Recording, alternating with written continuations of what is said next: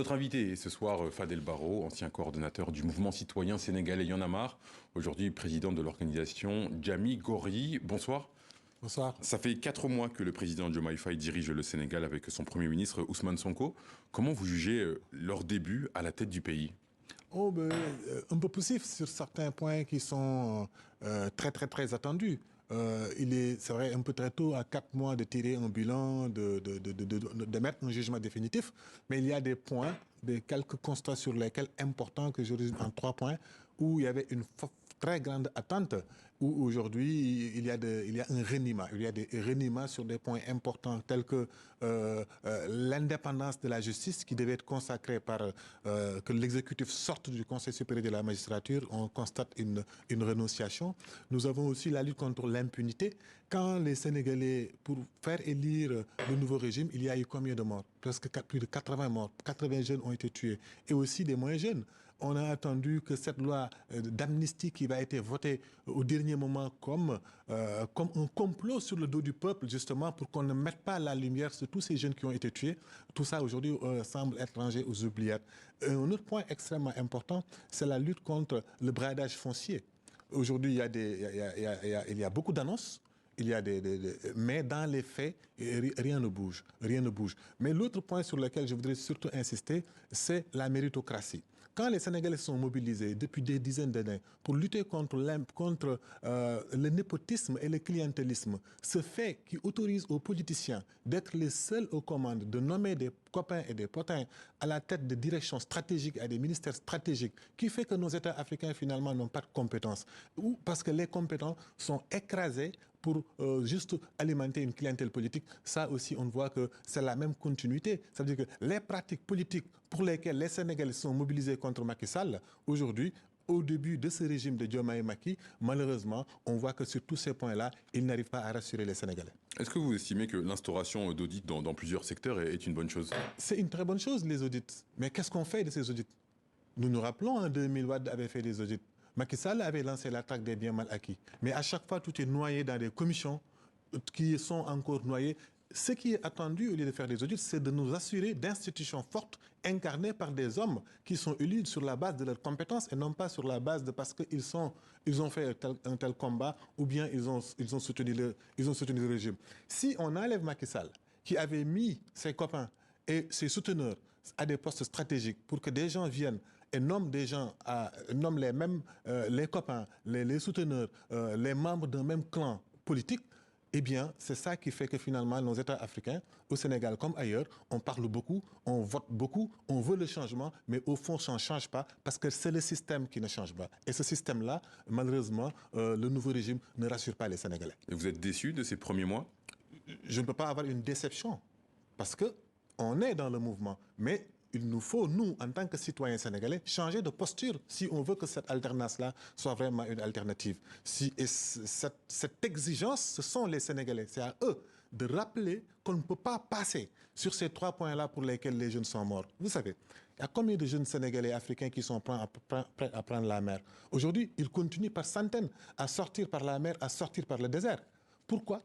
Parce que pour avoir une compétition juste, une formation juste chez soi, vous ne pouvez pas. Maintenant, si vous faites la politique, eh bien, la politique peut amener à toutes les portes. Et cette politique, malheureusement, ce n'est pas des gens compétents. Donc, finalement, qu'est-ce qui a changé? C'est ça que j'essaie de témoigner. Je dis que ce n'est pas définitif. Diomaye et Sonko peuvent le changer. Mais c'est à eux de le changer. Mais c'est aussi aux Sénégalais d'exiger, d'être aussi exigeants. Parce que si on attend à la fin, comme on a l'habitude de faire, oui, il faut laisser le temps, il faut laisser le temps. Mais il y a un temps incompressible, c'est le temps de mettre en place le changement de pratique. Ça, c'est dans la démarche. Le président Diomaye a dit quelque chose que je trouve remarquable. Il a dit que le changement est de l'eau amère. Mais ce n'est pas au peuple de le boire, c'est à eux de le boire d'abord. Si le chef commence dans son attitude et dans ses pratiques à changer de méthode, qui sont différentes des méthodes de Macky Sall, les Sénégalais vont y croire et tout le monde viendra soutenir. Une des promesses de Bassirou Diomaye Faye était de protéger les lanceurs d'alerte. Le président sénégalais a demandé d'ailleurs au ministre de la Justice de lui soumettre un projet de loi. Dans une interview que vous avez accordée à la presse locale, vous avez déclaré que la protection des lanceurs d'alerte n'était pas un sujet politique. Pourquoi? Mais parce qu'on a l'habitude en Afrique de vider les contenus de leur substance. Combien de fois nous faisons des référendums? J'ai vu qu'en Guinée, ils sont en train de vouloir voter un nouveau référendum. À chaque fois, Le Sénégal a connu les assises nationales. Le Sénégal a connu la CNRI. Le Sénégal, dernièrement, à chaque fois, on fait des réformes, on lance de nouvelles lois. Mais les lois qui existent déjà, qu'est-ce qu'on en fait? On veut une séparation entre le pouvoir judiciaire et le pouvoir exécutif.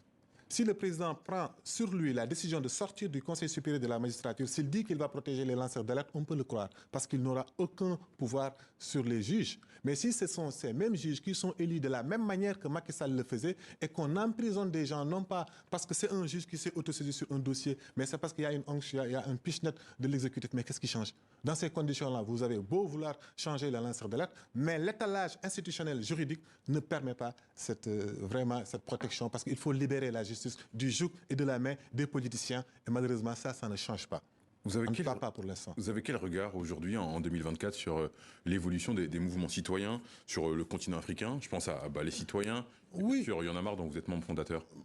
Les mouvements citoyens, ces 10 dernières années, ont fait un travail remarquable. Si vous regardez ce qui se passe avec la génération Z, en ce moment au Kenya, les soulèvements au Nigeria, ça veut dire qu'il y a une jeunesse africaine qui pousse et qui repousse, qui demande et qui redemande encore pour que les choses bougent. Mais quand vous regardez exactement là ce qui se passe en Guinée, Fonike Mengue, Boliba, ils ont simplement disparu.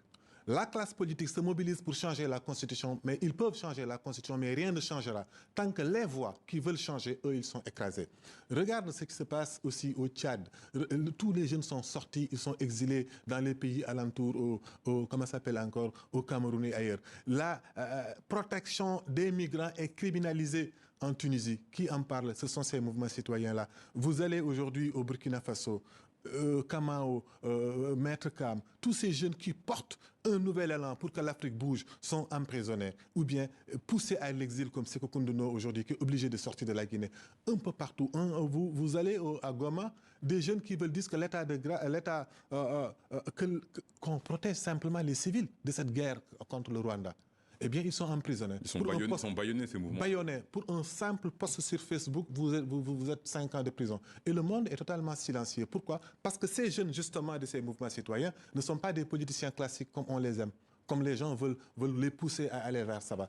Et malheureusement, le résultat, c'est quoi? C'est qu'aujourd'hui, tous les jeunes sont en train de mourir en mer. L'immigration clandestine. Regarde les jeunesses africaines. Ils sont tués partout.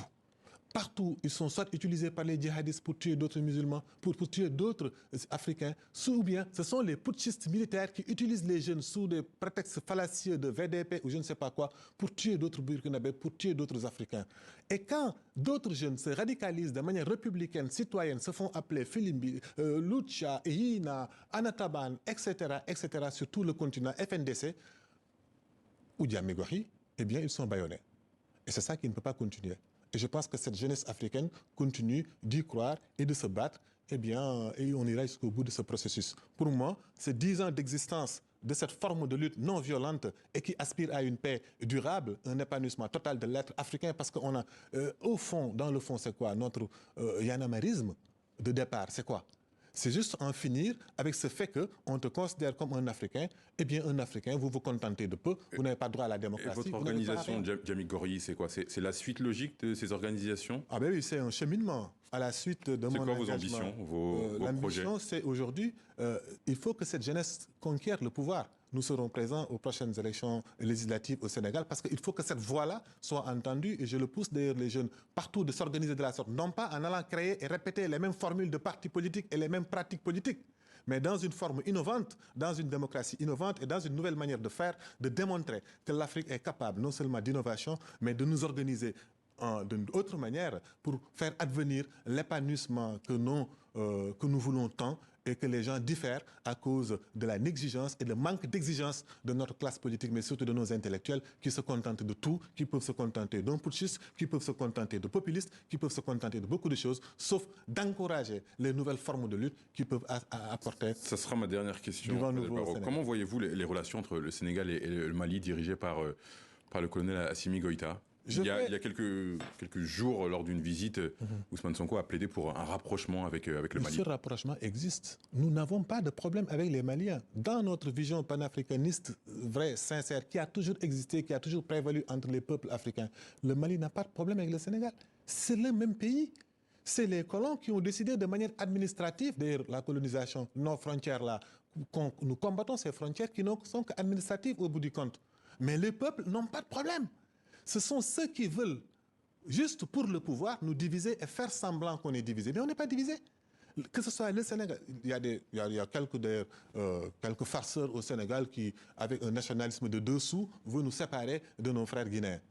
On est un même peuple. Sénégal, Guinée, Mali, Mauritanie. Vous plaidez donc pour un rapprochement des Les peuples sont déjà ensemble. Ils se marient, ils échangent, le commerce est là. On n'a pas de problème. Ce sont les politiciens qui veulent le pouvoir ou qui veulent rester au pouvoir et s'accrochent au pouvoir qui font semblant qu'on est divisé. Et le danger avec ça, c'est qu'aujourd'hui, ils veulent importer la guerre en Ukraine. Après qu'ils nous ont importé le djihadisme sauvage et barbare dans notre Sahel, avant on entendait les bombes, les gens qui s'explosaient partout ailleurs dans le monde, sauf en Afrique. Ils nous l'ont amené dans notre Sahel. Maintenant, ils veulent importer la guerre de l'Ukraine en Afrique ou bien dans notre Sahel. Eh bien, les peuples ne l'accepteront pas parce que les peuples s'organisent, parce que les peuples aujourd'hui ont compris que notre chemin est possible et c'est la voie de la paix que Diamé Gorgui porte. Merci Fadel Barro d'avoir répondu à nos questions. Vous êtes ancien coordonnateur du mouvement citoyen sénégalais Y'en a marre et aujourd'hui président de l'organisation Diamé Gorgui. Merci beaucoup.